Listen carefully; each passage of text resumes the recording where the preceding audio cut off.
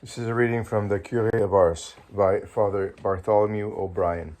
Chapter 11, Transformation. Most of the trials that Father Vianney had to endure during the early years of his pastorate were caused by a few whom ignorance and sin had confused. Jesus himself had his enemies, and he who tried so earnestly to walk in the footsteps of Jesus could not expect to walk in those footsteps without enemies trailing him in his pathway. As late as 1830, an occasional ember of resentment on the part of some families was still smoldering. This hurt the curé, especially when the resentment burst forth again into flame, and 7 parishioners petitioned him to get out of the parish. The petition failed, and as a whole, the parish at Ars was gradually dawning into a new day. Peace, which only God can give, was beginning to spread its radiance throughout the village and the surrounding countryside. "Ah, my brethren," the good curé exclaimed in 1827 at one of his instructions, "Ars is Ars no longer. I have heard confessions and preached at jubilees and missions, but never have I found anything to compare with what I witness here. Many careless people were becoming good, good people were growing better, and the better people were practicing the heroism of saints. Girls and women joined the Guild of the Holy Rosary. Boys and men became members of the Guild of the Blessed Sacrament, which the curé had revived. However, the boys and men never attained the great spirituality that the curé had set for them. It was difficult to free them entirely from the slavery of human respect. The great personal devotion of the curé himself was his devotion to Jesus and the Blessed Sacrament. He knew that love for the Blessed Sacrament was the most powerful means of renewing the heart of a parish. He inspired his people, mostly by personal example, often to make visits. The schoolteacher, Mr. Pertinent, testified, "I cannot recollect a single occasion when, on entering the church, I did not find someone or other in adoration." Such was the devotion to the Blessed Sacrament by 1825. Even some men left their farm tools leaning against the wall of the church while they made a visit. One of the men, Mr. Saint a dear old man who did not know many prayers, told the curé one day, "I look at the good God, and he looks at me." His was a simple faith in the Blessed Sacrament, like the simple faith of an adoring angel. Perhaps 50 women and maybe a dozen men attended daily Mass. Some families tried to have a representative of Holy Mass each day. Holy Communion, especially frequent Holy Communion, was encouraged in many inventive ways. The people were urged to receive on anniversaries, on the occasion of a baptism or a marriage, or on any big feast or holiday. The climax of the curé's ardent love for the Eucharist came on Corpus Christi. On that feast, he was all smiles. He had already encouraged as many homes as possible to build altars of repose, so that the parish would be blessed by a multiplicity of benedictions. There were altar boys, flower girls, and a huge procession of all the people, for he would tolerate no spectators. Never did he weary of carrying the heavy monstrance. "Why should I be tired?" he questioned the sympathizer. "He whom I carried likewise carried me." The only joy that could approach that of Corpus Christi was the joy of Holy Thursday, when he used to remain all night on his knees in silent adoration. Truly, Ars was Ars no longer. When the curé came to the village, the rosary was recited publicly only once a year, on the Annunciation, but it was not long before the evening bell summoned the villagers to the church, where their pastor led them, night after night, in the recitation of the rosary and night prayers. Those who could not come prayed at home. The men coming in from the fields at least fingered their rosaries as they walked beside their carts. Gradually, the habit of asking the blessing before meals, and of giving the thanksgiving after meals became the common thing to do. Whenever the Angelus bell rang, the people honored Our Lady with their Aves without any notice of human respect, even though the ringing of the bell found them laboring out in the fields. Some followed the example of the curé and blessed the hour with a Hail Mary when the church clock struck the hour. In this atmosphere of prayer, the habit of swearing ceased altogether. As one peasant remarked, "It would be too shameful a thing to commit such sins when we live close to a saint." Sometimes the neighboring villagers would sneer, "If you listen to your pastor, he will turn you all to Capuchins." But the faithful souls only answered, "Our curé is a saint. We must obey him." At Ars, The good curé began to be loved as a father and obeyed as a king. The time was to come soon when no one would dare speak but well of the Curé of Ars.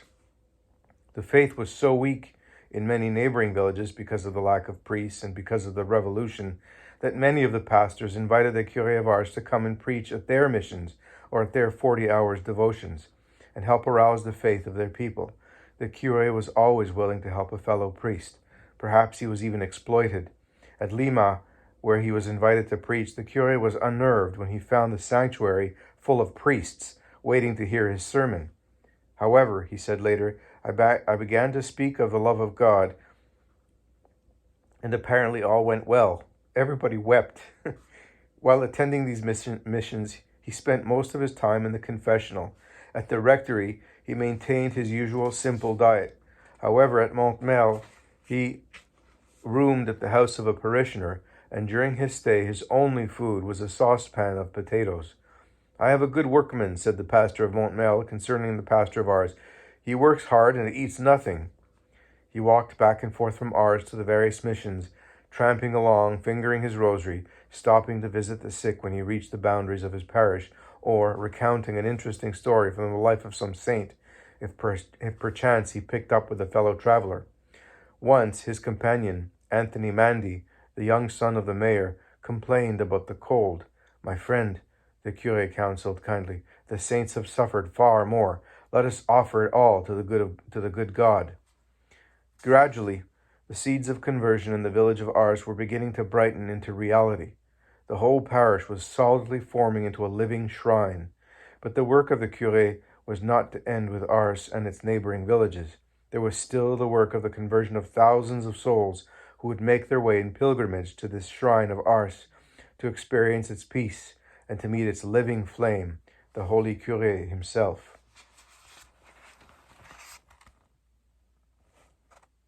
The caption reads, "What happiness do we not feel in the presence of God when we feel ourselves alone at his feet before the holy tabernacle." Chapter 12, Providence.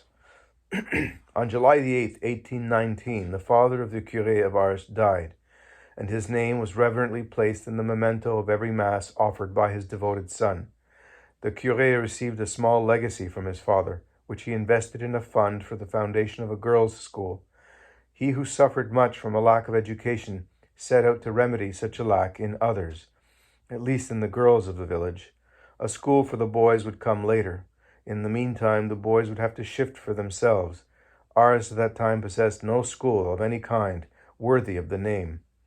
For teachers in this proposed school, the curé selected two good, simple young women, Catherine Lasagne and Benoît Lardet, whom he sent to study with the sisters of St. Joseph's at Varennes.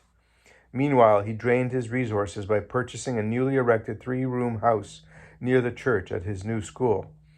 In November 1824, the free school was opened with his 2 teachers in charge. Jean-Marie Chanet also offered her services as cook, baker, laundress, and human cross for Catherine. Mary Filiette later joined the staff after the beautiful death of Catherine's friend, Benoît, in 1830. No salary was given to the young teachers. Their only reward was the satisfaction of realizing that they were serving God under the direction of a saint. They lived in poverty and in trust that God would provide. Fittingly, therefore, the school was called Providence. Since it was a free school, girls came even from neighboring villages. With the attic was a dormitory. The small house became a boarding school. During the first year, there were 16 boarders. The children came with sheets and blankets, and God's providence provided for everything else. There were also in the neighborhood orphans and poor little illegitimate girls thrown out upon the mercy of the world. These unfortunate ones, the charity of the curé embraced also. By 1827, these were the only girls admitted as boarders. Girls from the better homes were received as day students. All the boarders were called orphans, and they ranged in age from 8 to 20. Poor, underfed, unwanted, half-clad, they were all huddled together into the 3 rooms and the attic of Providence, but somehow there was always a place for one more. "Receive this child whom the good God sends to you," the curé pleaded one day to Catherine, as he brought in a girl whom he had found wandering about the village. "But, father, there is no vacant bed." "There is always yours," smiled the curé, and left the child with Catherine. The curé's one ambition was to make of these girls good Catholics, good mothers, and even, he hoped, good religious. But his ambition caused him many anxious moments. The cash box was too often empty. It was hard enough for the parishioners to give up taverns and dances without expecting them to sacrifice for charity, too. Every now and then the curé used to set out for the homes of charitable Catholics in Lyon as a traveler in behalf of Providence, as he was wont to call himself jokingly. Providence always provided. Like the mother hen, Catherine never counted the girls and never kept statistics. She did not have time. For years, the house was always full, squeezing as many as 60 into those small rooms. This was no ordinary institution, wrote a lawyer of Lyon. It was truly the product of the holiness of its founder. The temporal resources, the life, spirit, and guidance of the home came from him. The children were often in want, but Providence always provided. In 1829 they had no corn. The curé casually buried his relic of St. Francis Regis in the tiny pile of corn they had scraped together and prayed. Later, Jeanne-Marie, the cook, seeking the corn that was left, went up into the attic of the rectory where it was stored. No sooner had she tried the door than she screamed down to the curé, "Your attic is full!" At another time, out of scarcely enough flour for 3 loaves of bread, miraculously 10 large loaves were baked. Of this the curé simply remarked, "The good God is very good. He takes care of his poor." Without question, the school was the one undertaking which brought the curé the greatest consolation. "Only on the day of judgment will men see how much good has been accomplished in that institution," he used to say. From 1827, he took his meals at the school, his cup of milk or his crust of bread. For this, 5 minutes were sufficient. With this system, he was freed of the bother of being his own cook. The simple lessons in reading and writing, knitting and sewing were closed each morning with the recitation of the litany of the Divine Providence. Following the litany, the door softly opened, and in walked the good pastor for his daily catechism lesson. Everything was simple, his language, his examples, his explanations. Sometimes parishioners joined the class. In time, pilgrims joined. The room was so small that the people stood outside and listened through the open windows. By 1845, the lessons proved to be so very popular that the daily catechism instruction had to be given over in the church in order to accommodate the crowds. It was better then. The curé was closer to his Eucharistic King. The curé wanted to establish perpetual adoration in the Providence by building a side chapel, there to retire and be with God. He built the side chapel, but to retire was not among God's plans for him. As time went on, the bishop feared that when the curé should go, the school and orphanage would go too.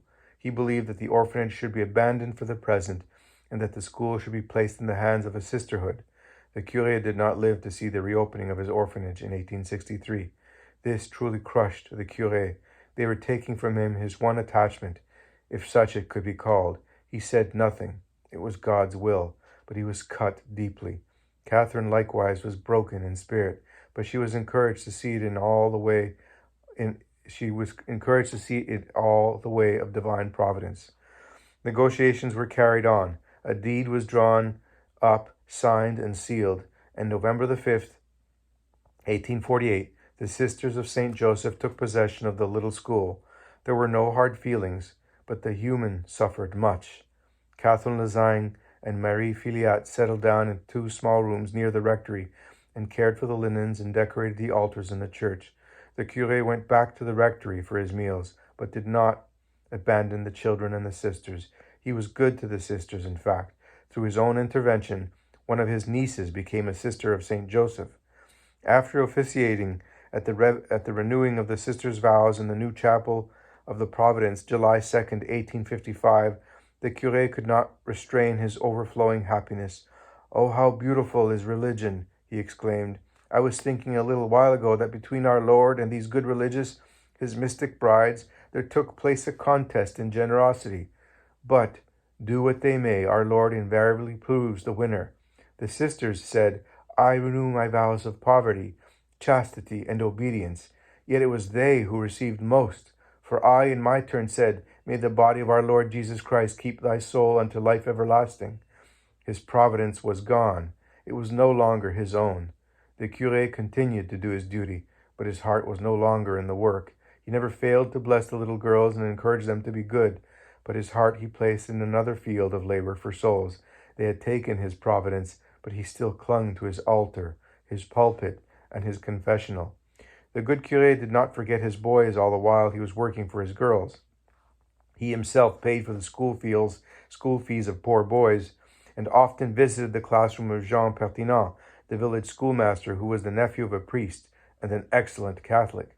In fact, the curé was the one who prevailed upon the mayor to hire this fine man for the post of teacher, which he held from 1835 until 1849. The curé's dream of a Catholic school for boys was realized on March 10, 1849, when 3 brothers of the Holy Family of Bely came to Ars to continue the work of Jean Pertinent.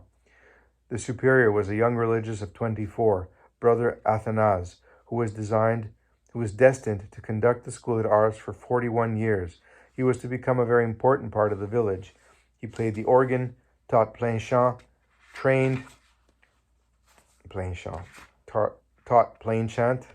trained the altar boys, and became a kind of historian of the Holy Curé of Ars. Open a boarding school, the curé told the superior. You will succeed. You will see that you will snatch many youthful souls from the devil. In the same year that the new school for boys was opened, the Curé of Ars began another wonderful educational program, the establishment of missions, to be held periodically in the churches of neighboring villages. I love the missions to such an extent, he exclaimed one day from the pulpit, that if by selling my body I could establish another, I should sell it. At the time of his death, the mission-minded curé had provided in various parishes for close to 100 missions to be repeated at intervals of 10 years. He who suffered so much in being without education suffered much, too, in trying to promote education. But the curé's labors for girls and boys and souls continued and prospered for his greater glory, even after his whole soul had long since left his beloved village of Ars.